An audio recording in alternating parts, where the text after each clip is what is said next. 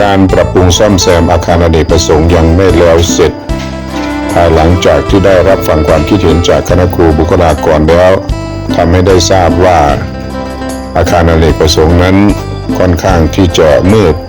แสงสว่างไม่เพียงพอดังนั้นจึงได้ไปจัดซื้อวัสดุอุปกรณ์ไฟฟ้ามาเพื่อให้นักการผ่านโรงได้ดำเนินการติดตั้งระบบไฟฟ้าแสงสว่างภายในอาคารเรียนรวมไปถึงจุดต่อเชื่อมปลั๊กต่างๆเพื่อให้เพียงพอกับการใช้กับเครื่องใช้ไฟฟ้าอื่นๆอย่างเพียงพอและเหมาะสมมากยิ่งขึ้น